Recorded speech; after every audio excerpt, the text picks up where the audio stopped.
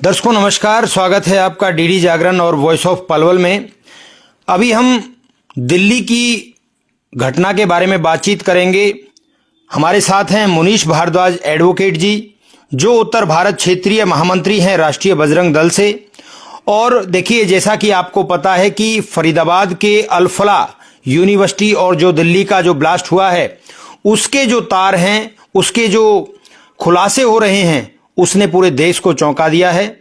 और इस मॉड्यूल में एक डॉक्टर और यूनिवर्सिटी के अंदर बनी मस्जिद के इमाम की भी गिरफ्तारी हुई है, जिसके तार कहीं ना कहीं मेवात से भी जुड़े हैं और एक बहुत ही गंभीर विषय है। इसके बारे में बातचीत करने के लिए हमारे साथ हैं मुनीश भारद्वाज जी।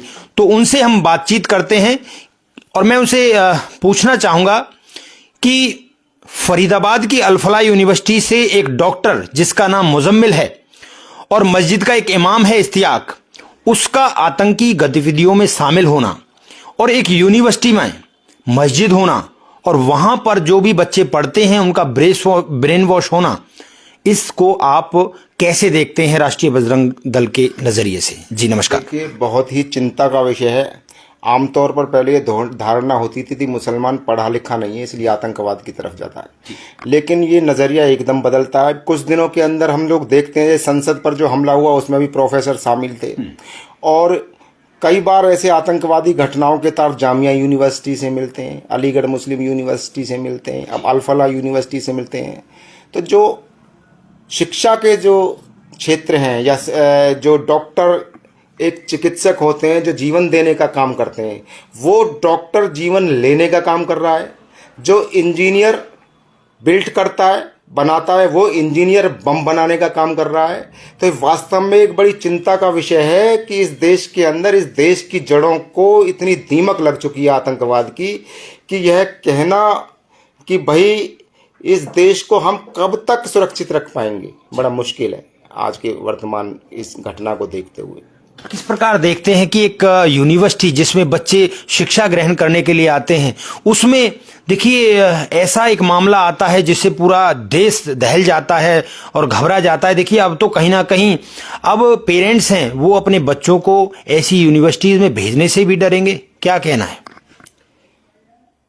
इस तरीके के इंस्टीट्यूशन देश के लिए खतरा है। सबसे पहले तो मैं सरकार से कहना चाहूँगा कि इन ऐसे इंस्टीट्यूशंस पर तुरंत प्रतिबंध लगाएं, इनकी जांच करें।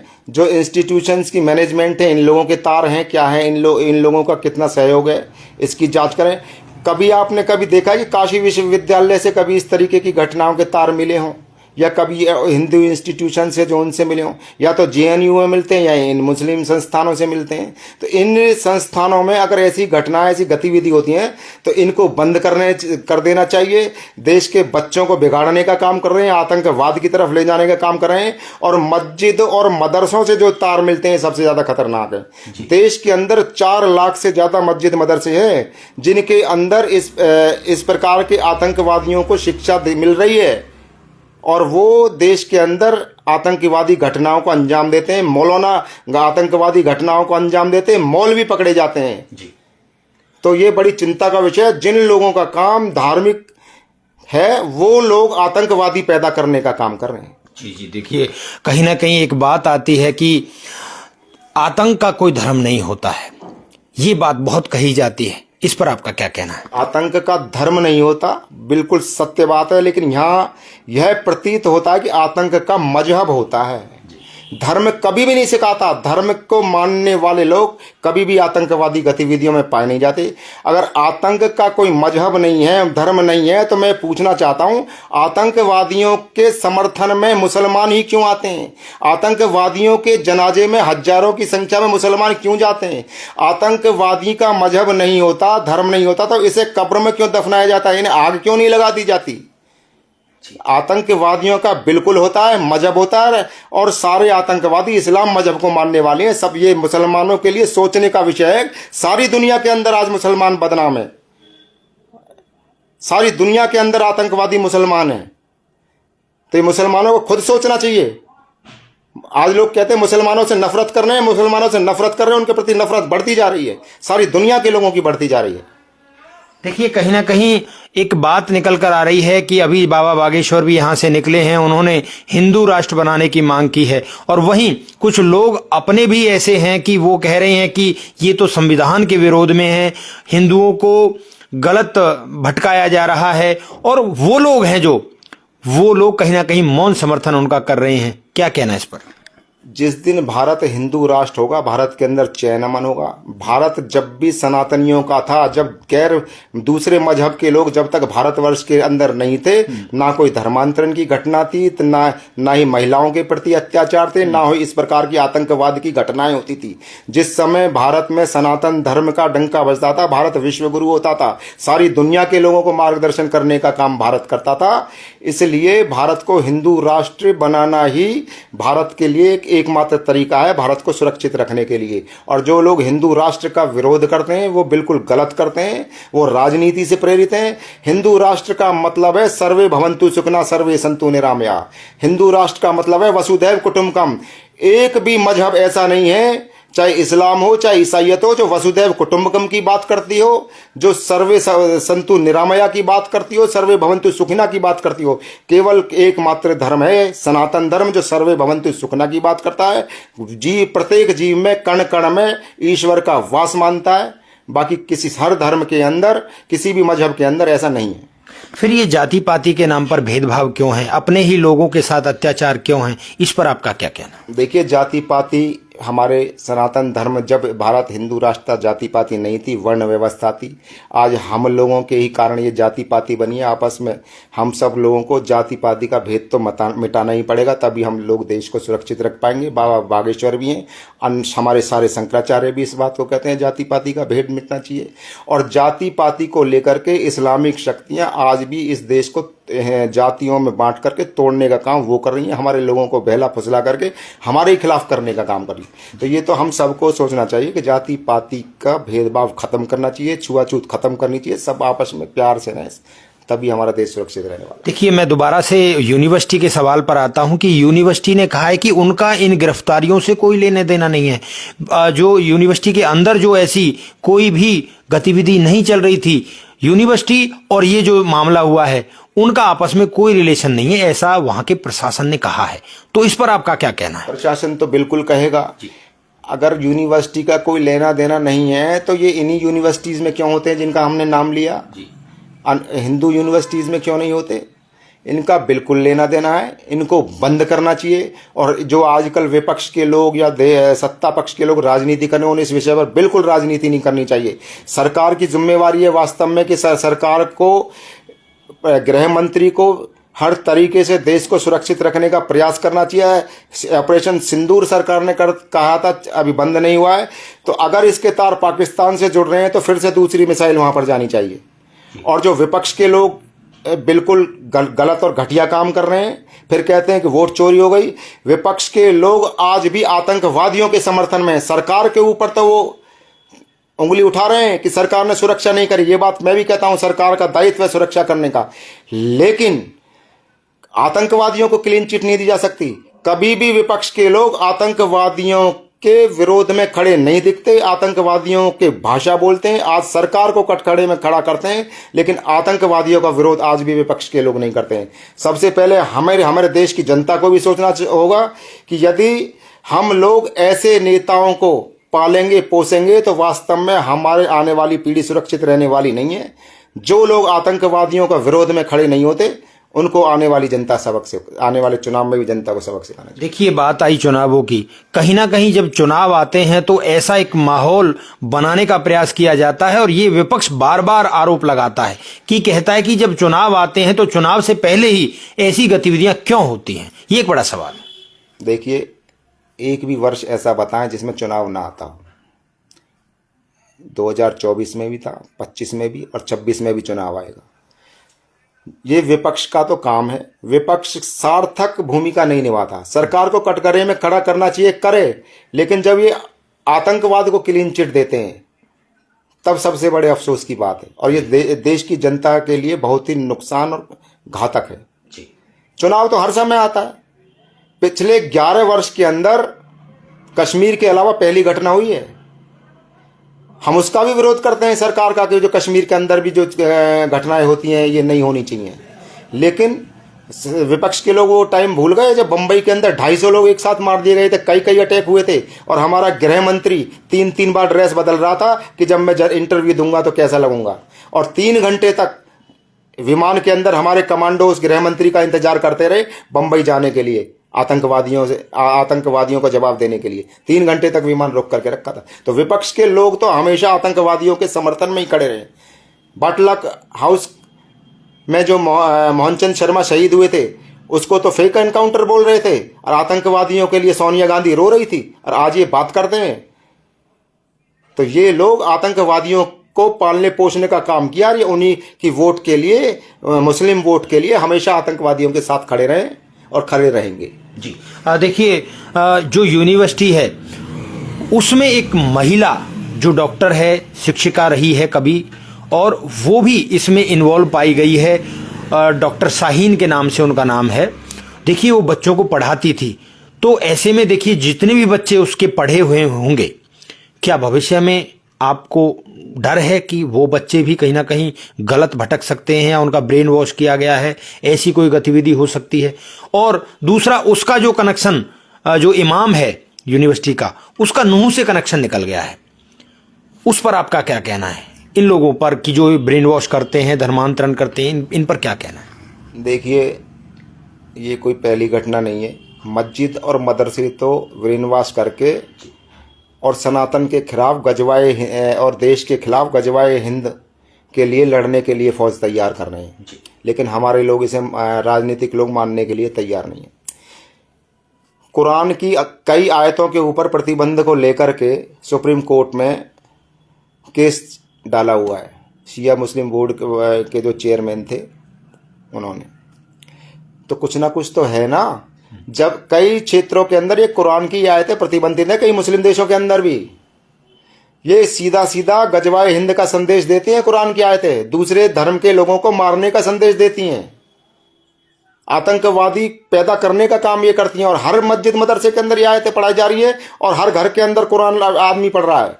मेरा तो कहना है जब तक ये आयतें और कुरान आदमी पढ़ेगा, मदरसे के अंदर आतंकवादी पैदा किए जा रहे हैं, हर मदरसे के अंदर यही बात पढ़ाई जा रही है, तो एक ना एक दिन तो उसका आतंकवादी बनना ही है।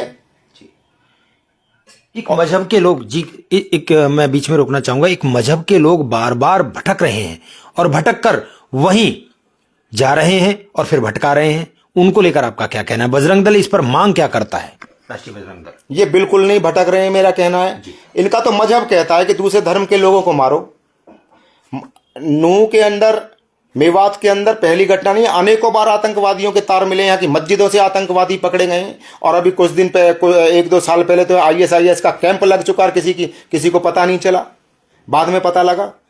तो मेवात तो आतंकवादियों की शरण स्थली है, आतंकवादी पैदा करने का काम करता है। आज हमारे क्षेत्र के मेवात के अंदर ये लोग पकड़े जा रहे हैं। कभी मेवात के बुद्धिजीवी जो वर्ग हैं, मुस्लिम अपने आप को कहते हैं देशभक्त, उन्होंने कभी आवाज उठाई है कि इन आतंकवादियों को पकड़ो, इन आतंकवादियों क्यों यहाँ शरण दी जा रही है? इन्होंने कभी धरने प्रदर्शन किए हैं क्या?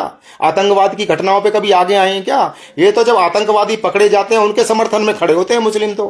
और अफसोस की बात है जो बुद्धिजीवी अपने आप को कहते हैं, दिखावा करते हैं हिंदू मुस्लिम भाई भाई का, लेकिन अंदर इनके अंदर हिंदुओं के प्रति जहर है, और इस देश के ऊपर केवल अल्लाह का शासन हो, वहां इनकी तो ये है जी। देखिए, राष्ट्रीय बजरंग दल ये जो भाईचारा बिगड़ रहा है कहीं ना कहीं, इस पर उन लोगों को क्या संदेश देना चाहता है और अपने हिंदू लोगों को क्या संदेश देना चाहता है? क्या मांग है आपकी जिससे कि ये भाईचारा बने और ये जितनी भी गलत गतिविधियां चल रही हैं ये बंद हो? और देखिए, आप तो गौ माता पर भी काफी बोलते हैं, धर्मांतरण पर भी काफी बोलते हैं, ऐसे मुद्दों पर भी आपस में भाईचारा ना बिगड़े, इसके लिए क्या प्रयास करने चाहिए मिलकर? देखिए, सनातन तो हमेशा भाईचारे की बात सिखाता है और भाईचारा में ही विश्वास रखा है हमेशा। लेकिन ये जो मजहबी लोग हैं, इस्लाम को मानने वाले लोग हैं, ये हमेशा से सनातन के ऊपर प्रहार करते हुए आए। जब से इस्लाम भारत में आया तब से हिंदुओं को चैन से इन्होंने नहीं रहने दिया। आज भी मेवात के अंदर ही गौ हत्या क्यों हो रही है भाई? जहां मुसलमान ज्यादा वहीं गौ हत्या क्यों हो रही है? गौ तस्करी करने वाले, गौ को काटने वाले मुसलमान ही क्यों हैं?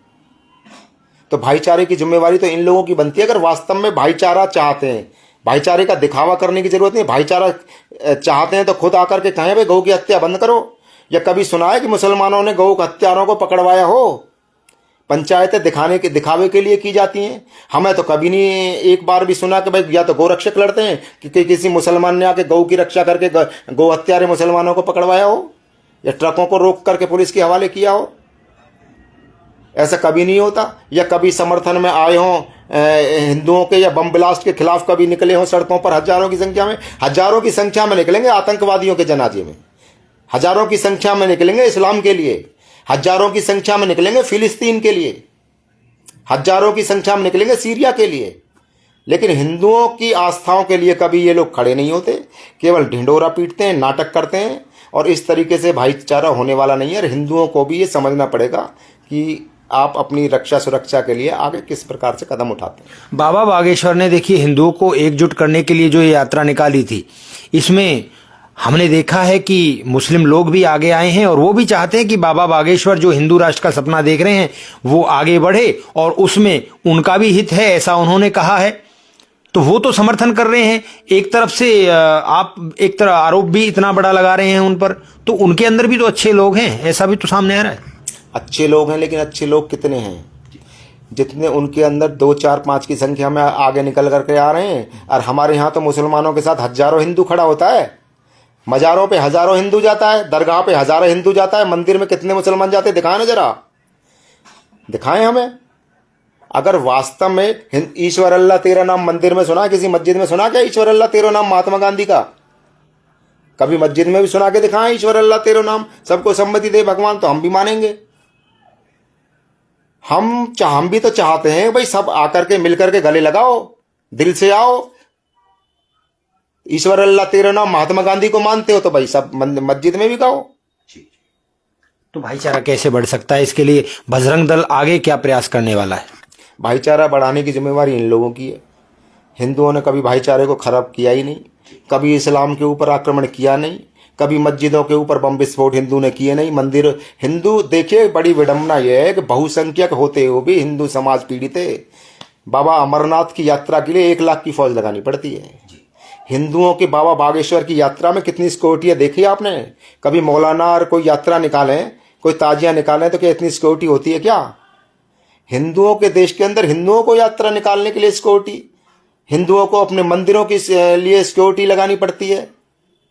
कभी मस्जिदों की सिक्योरिटी देखी है क्या इतनी?